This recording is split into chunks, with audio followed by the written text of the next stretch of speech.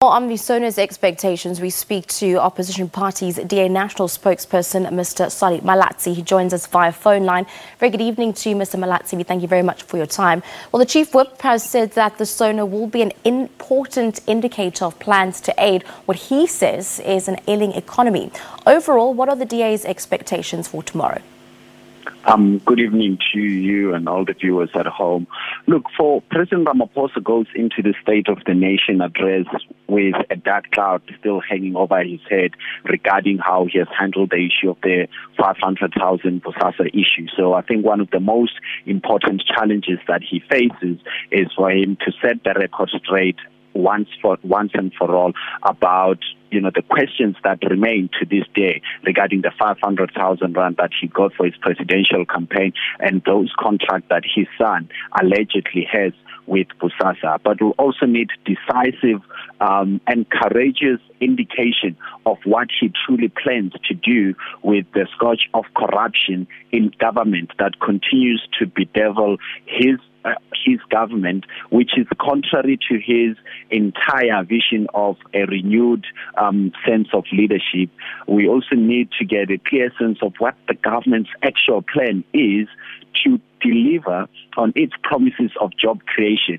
I mean, the most recent unemployment statistics indicated that almost half of people under the age of 34 in the country are unemployed. So youth unemployment continues to be a big issue. And while the president continues to make annual promises of job creation, there is still no concrete indication as to how practically he plans or his administration plans to tackle youth unemployment in particular. If we move along to today, we saw that the DA delivered its alternative SONA. Some of the highlights they included Musima Mane saying that this may be Ramaphosa's last SONA. Tell us more about that. Absolutely. The prospect of this being Mr. President Ramaphosa's last SONA high, going into an important election where the opposition in the country is galvanized and anything can happen and the ANC can lose power, which would mean President Ramaphosa would be a former president. But in terms of our alternative vision for the State of the Nation address, is include key alternative solutions to the challenges that South Africa face, one being the most pertinent one being of youth unemployment. And in there, we detailed how we would introduce a national civilian youth program that would afford young people the opportunity to spend a year in training so that they can acquire the skills they need to be actively involved in the economy.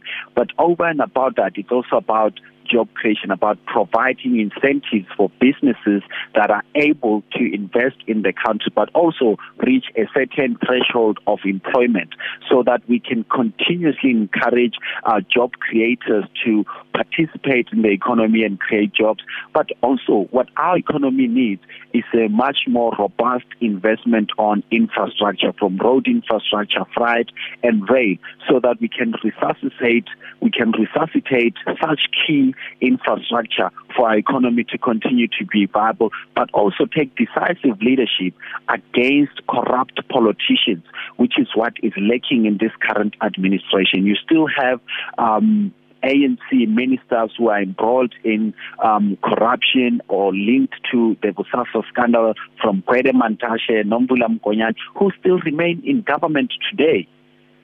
Mr. Malatsi, just very, very briefly, because of time, what is the significance of the DA actually having its alternative SONA as to one that the president would be delivering tomorrow?